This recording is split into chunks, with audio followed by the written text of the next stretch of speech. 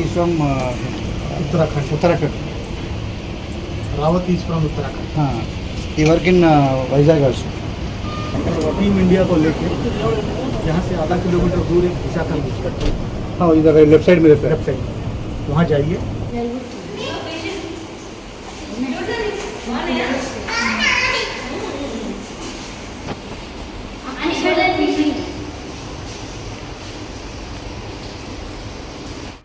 Hello everyone, welcome back to TP family world. Already ఒక video అయితే upload చేసింది కదా, దాని కంటిన్యూషన్ వీడియో అనమాట ఇది. సబ్మెరీన్ లోపల ఎలా ఉంటుందో ఇది సబ్మెరీన్ వచ్చేసి వైజాగ్లో ఉంటుంది. ఆల్రెడీ ఇది పని చేసిన సబ్మెరీన్ అనమాట. ఇప్పుడు వర్క్లో లేదు, అందుకని ఇక్కడ అందరూ కూడా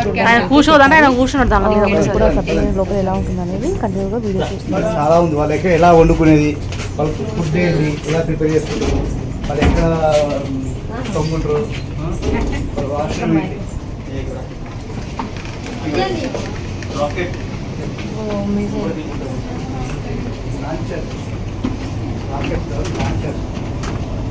వాటర్ లో పడిపోతాయి ఎంజాయ్ మిషన్స్. వీళ్ళందరూ కర్సారా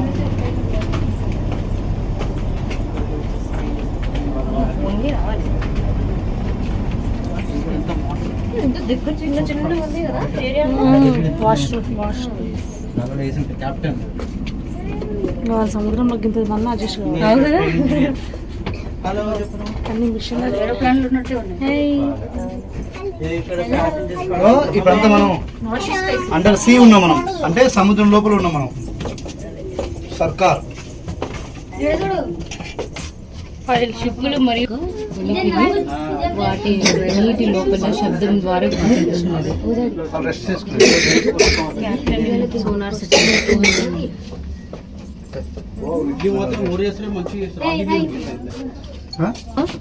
రెస్ట్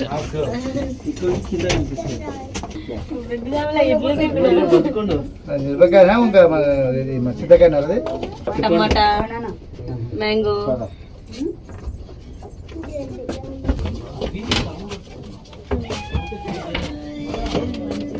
మష్రూమ్. ఒకటే స్పేస్ లేదు. కంపార్ట్మెంట్ 3 పైప్ లైన్ చూడండి, ఇన్ని పైప్ లైన్స్ లోకి ఏ పైప్ లైన్ ఇక్కడ అక్కడ లోపల పైపు లీక్ అయితే ఇట్లా ఎట్లా సెట్ చేస్తారు మరి? ఇవన్నీ పక్కకు తీసి ఏం మొత్తం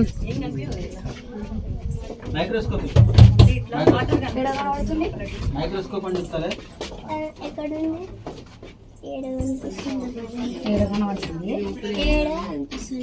దీని ఇది కాదు సేమ్ ఇవే కానీ అప్పుడు అంకుల్ రేడియో వింటాడు, రేడియో వస్తలేదు తప్ప ఆన్ చేస్తుండే ఆయన. ఏమో న్యూస్ కనుక్కుంటుండే డైలీ కదా. కరెంట్ సప్లై అగో కిందికి పోయినప్పుడు ఈ యూనిఫామ్ వేసుకొని రేడియో రిసీవర్ అది కింద దిగిన మధ్య దిగుతారు.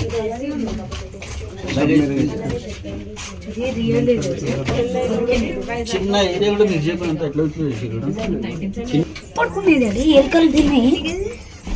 కిచెన్ ఇది సాంబార్ చేస్తుంది. అంకుల్ ఇది అసలు దొరికింది కదా అంకుల్? ఏది పాతదిరా, పాతది అయితే ఇట్లా తెలివి రాని ఇది ఫస్ట్ పని చేసింది. ఇందులో చాలా చేసారు.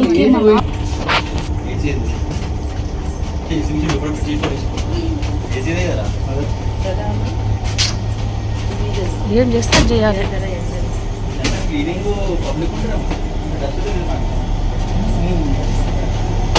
పబ్లిక్ క్లీన్ అయిపోతారు కదా.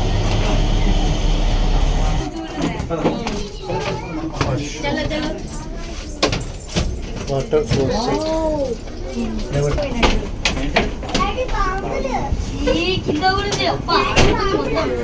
है ऐसा वाला 15 से 16 अभी भी रनिंग कंडीशन में आगे भी रहेगा। नहीं तो आपको बॉर्डर का सेफ्टी कहाँ से मिलेगा सर? ओके। మరి ఇప్పుడు ఎక్కడ ఉన్నాయి? तो इसके एडवांस टेक्नोलॉजी कुछ आया हमेशा 1 मिनट तक।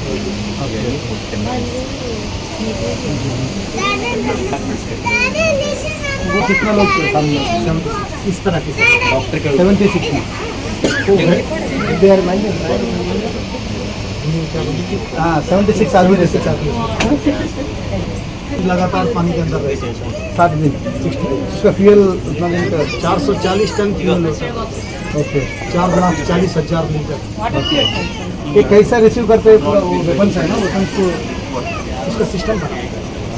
सिस्टम से उसको लोड अनलोड ओके आप एक्स सर्विसमैन एक समझ एक सबमेरीन वन ऑफ मై చూసారు కదా ఇక్కడ సబ్మెరీన్ నుంచి బయటకు అయితే వచ్చేసాము. బయట నుంచి ఫుల్గా అయితే సబ్మెరీన్ ఇలా ఉంటుంది, లోపల సముద్రంలో ఎలా యుద్ధం చేస్తుంది అనేది అక్కడ కూర్చున్న ఎక్స్ సర్వీస్ మ్యాన్ అనమాట ఆయన చెప్తున్నాడు.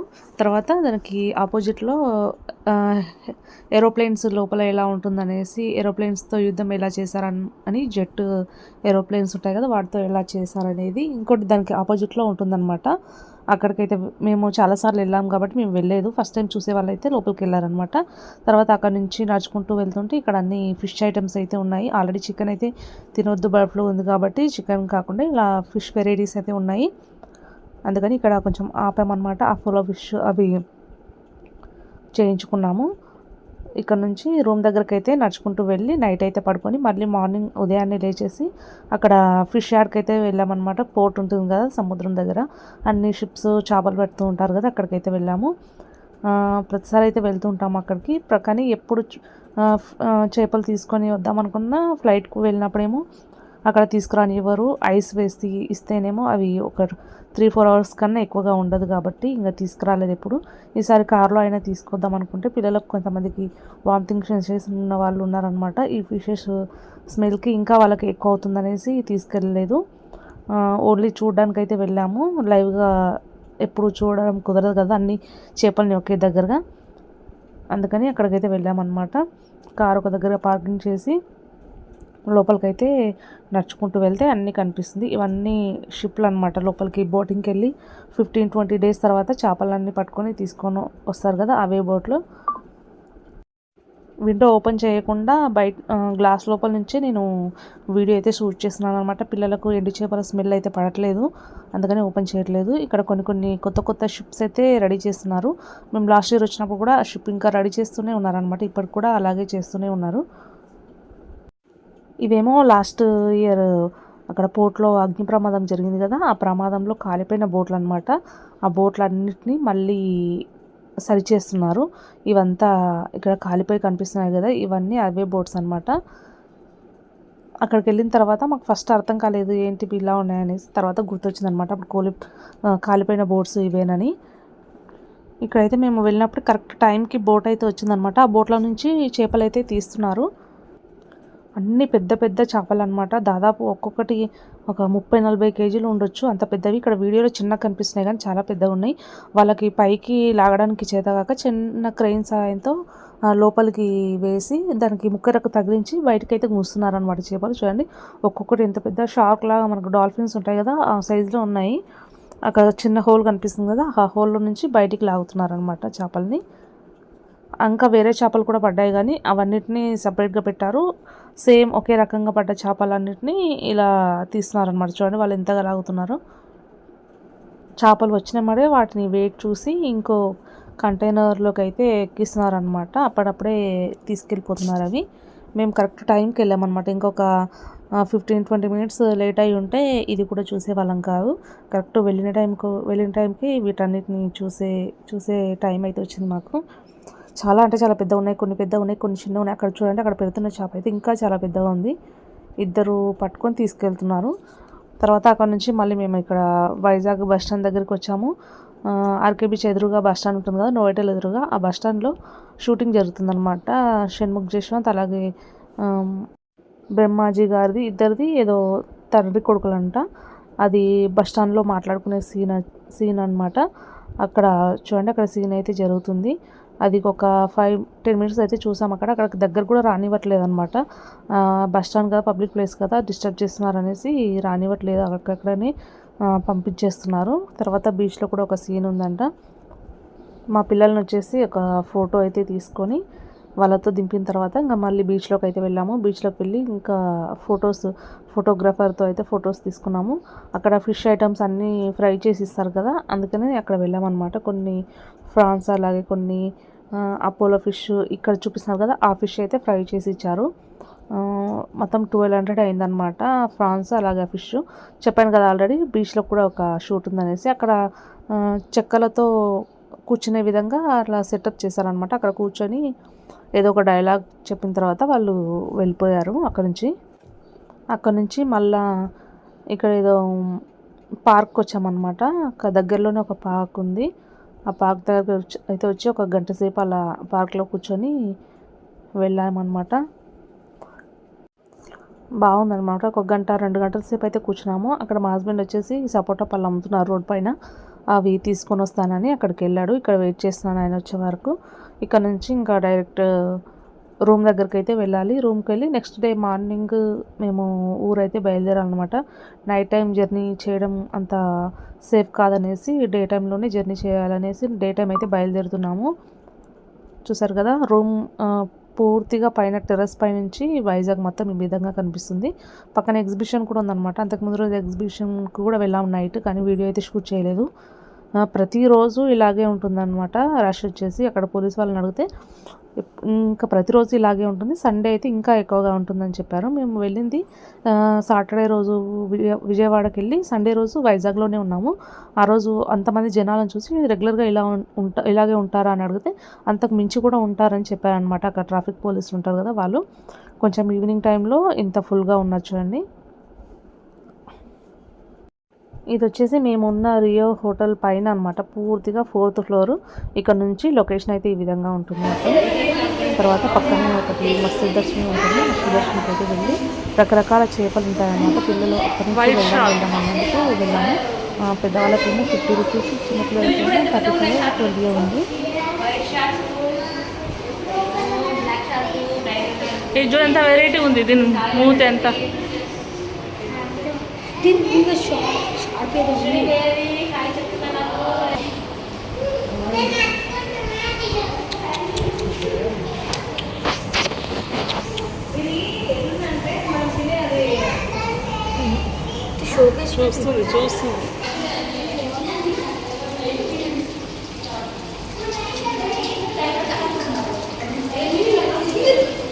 కోయి ఫిష్ అంట, కోయి ఫిష్.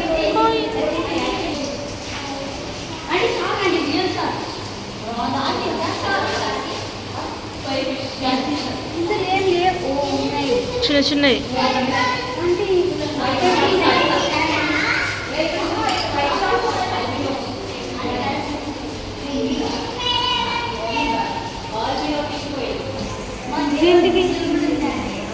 Tiger shark, brown.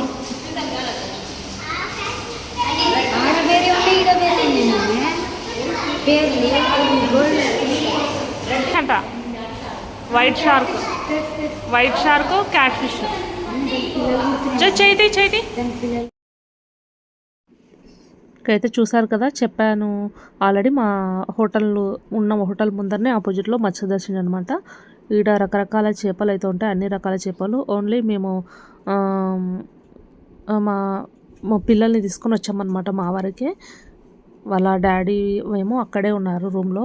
మేము ఇది చూసుకున్న తర్వాత ఫోన్ చేస్తే వస్తామని చెప్పారనమాట. అందుకోసం అయితే పిల్లల్ని తీసుకొని లోపలికి అయితే వెళ్ళి అన్ని రకాల చేపలు అయితే ఉన్నాయన్నమాట లోపల.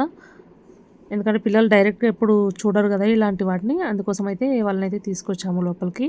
ఇక్కడ నుంచి ఇంకా పక్కన ఎగ్జిబిషన్ ఉంది, ఇంకోటి ఎగ్జిబిషన్ అనమాట. మేమున్న హోటల్కి లెఫ్ట్ సైడ్ రైట్ సైడ్ 2 సైడ్లలో ఎగ్జిబిషన్ ఉందన్నమాట. ఆ ఎగ్జిబిషన్ దగ్గర మొత్తము జాయింట్ వీల్స్, అలాగే కళ్ళకి లోపల ఏదో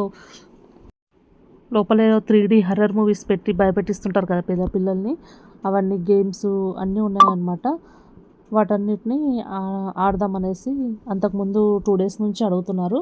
ఈరోజు లాస్ట్ డే కాబట్టి అక్కడ ఉండడము, ఈరోజు నైట్ అయితే తీసుకెళ్దామని అనుకున్నాము. ఇక్కడ నుంచి డైరెక్ట్గా అక్కడికి వెళ్ళేటప్పుడు ఫోన్ చేస్తే వాళ్ళైతే వచ్చేస్తారు.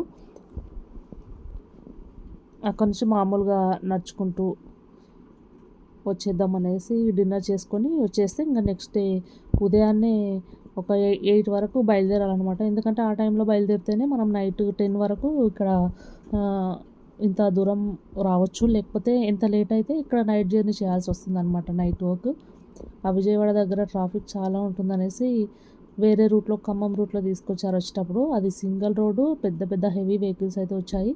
మేము డైరెక్ట్ ఇట్లా విజయవాడ నుంచి వచ్చినా సరే తొందరగా వచ్చేవాళ్ళము. ఆ రూట్ వెళ్ళి మొత్తం సింగిల్ రోడే అనమాట. హెవీ వెహికల్స్ అక్కడ బొగ్గు తయారు చేస్తారు కదా, అది అక్కడ బొగ్గు గనులు ఏవో ఉన్నాయి.